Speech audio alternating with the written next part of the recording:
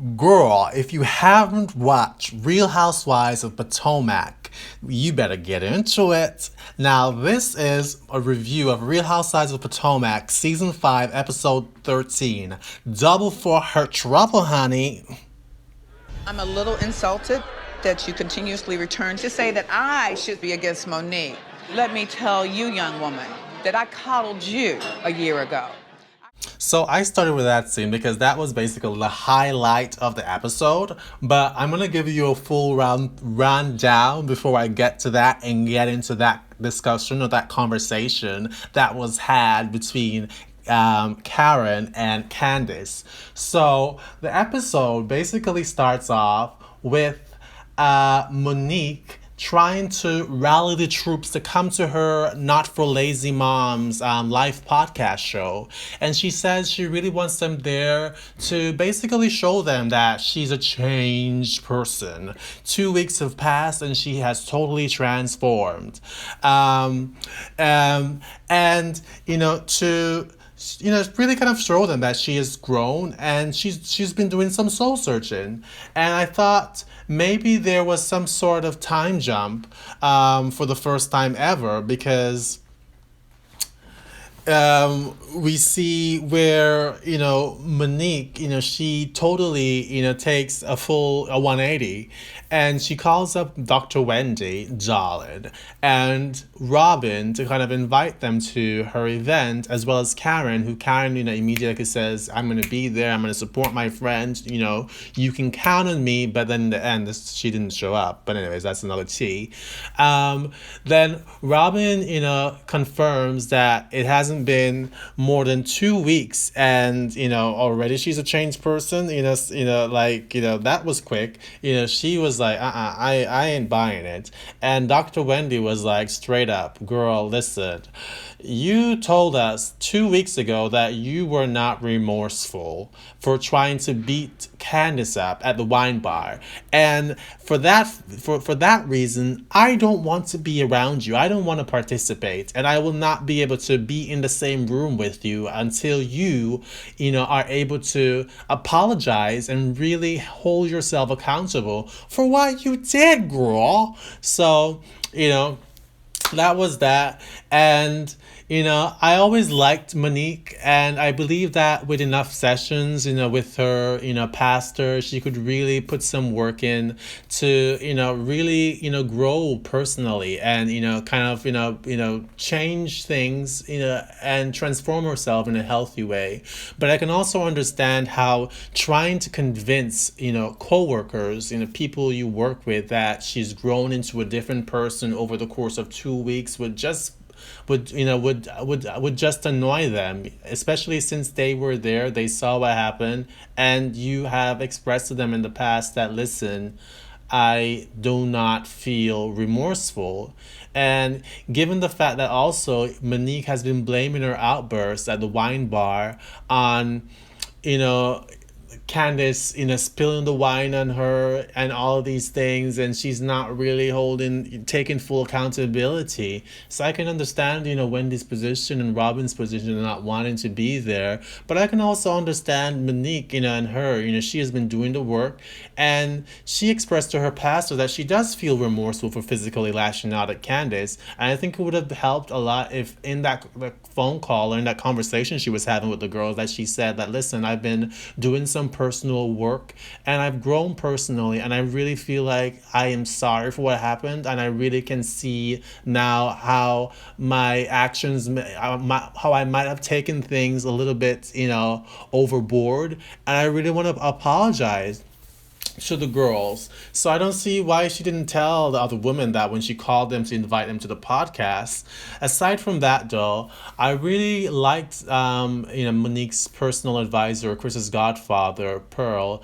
When he listened in on her calls to the other women, telling her afterward and how he told her afterwards that, baby girl, we want people to be and think the way we think, but that's not reality. And that's true facts. We can't force people, force our opinions on people. We can't force people, to see things the way we see things. And I feel like, sometimes I think it's very essential to kind of have like a therapist or a life coach or an elder who could just listen in on our conversations and to give us some sound counseling and insight and advice, because sometimes you just need that third person there, that neutral person there, that truly neutral person there, to be able to just tell us like, baby girl, this is what it is. You want things to work and move at your pace, but you cannot, blame them for how they're reacting, and you need to give them time. So the whole another important thing that happened in this scene was that Candy, not Candy Girl, Candy Girl. That's a whole other franchise. But Dr. Wendy, she decides to have an event, um, and she invites the whole cast, and she describes Wine with Wendy as a gathering of black women who were movers and shakers in the DMV area, getting together to make positive changes in our community. And I don't say this often about Housewives events, but it seemed pretty cool. I liked seeing Wendy in her element, talking about the social and political issues specifically affecting black women and their families. And I especially liked the message. And the fact that it was airing 9 days ahead of November 3rd, the election day 2020 in the US. I think that, this was just a really important moment. And it's very rare that we see the Housewife franchise kind of touching on deep political issues and kind of making its impact in some way outside of the whole negative drama and the whole brawls and stuff like that. So we see where Wendy calls everybody to invite them to her event, and Candace kind of warns Wendy ahead of time that she was going to pull Karen aside at her event because they needed to have a conversation.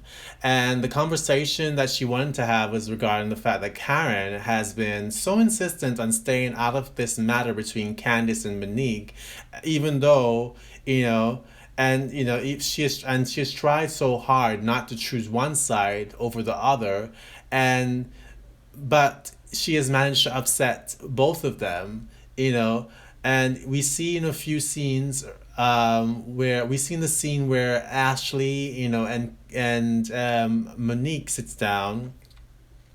And Ashley, helpfully informs Monique that Karen told Candice she would have pressed charges if she were in her shoes.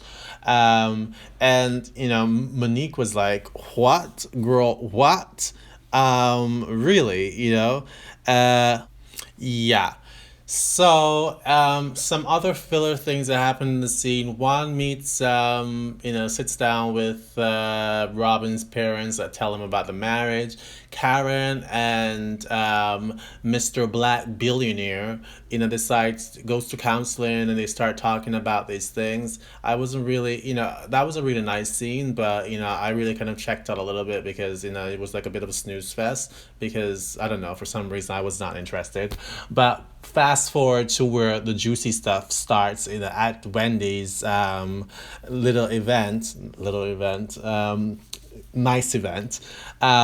So everybody sits down, and Robin, darling, she walks in in that grotesque wig, that party, spirit Halloween wig, and everybody was like, "Girl, oh no, girl, oh no, what are you doing? Burn that, bury it, and never let it see the light of day again."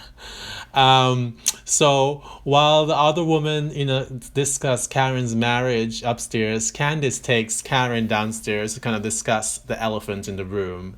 And she's not talking about, Robin's, wig. She wasn't.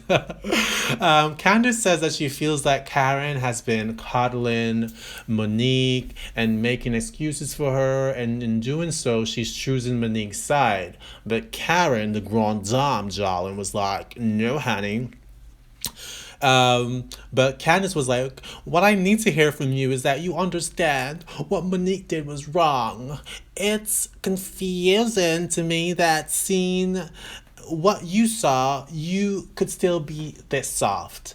And it's confusing to me that Karen has told Monique that she thinks what she did was wrong, but she won't even say this in front of Candace's face because I think this would have just kind of dead the whole situation.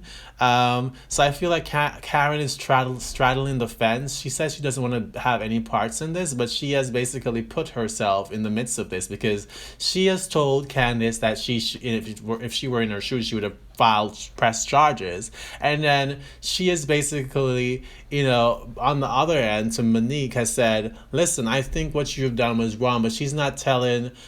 Yeah, it's just really one kind of confusing mess, and she doesn't want any parts of it, but then she's all mixed up in it.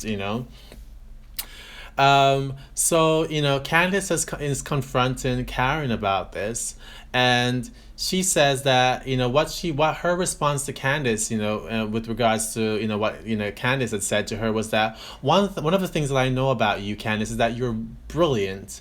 Your mind is so powerful, but so is your mouth, and this causes Candace to kind of roll her eyeballs and kind of give like an Oscar worthy, well, not Oscar worthy, it's like a Golden Globe max performance. I think she had to up the game a little bit to get an Oscar.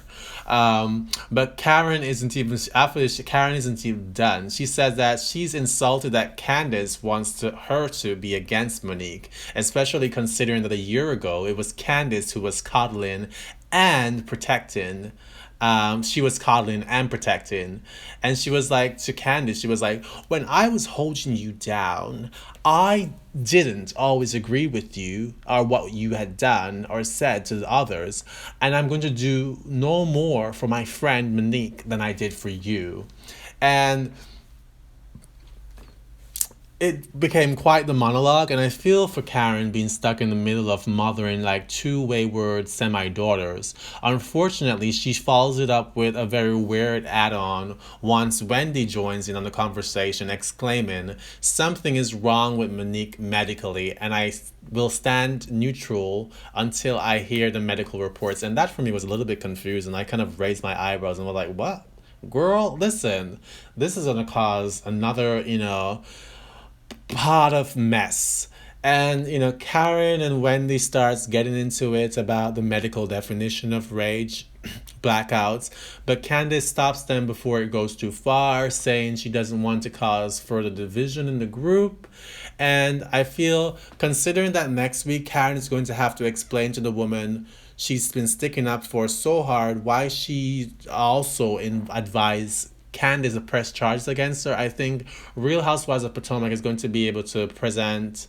I don't think they're going to be able to represent like a united front for a while.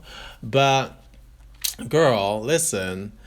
This has been another episode of Real Housewives, or my review of Real Housewives of Potomac. And if you haven't been watching, you better get into it because, child, things are heating up.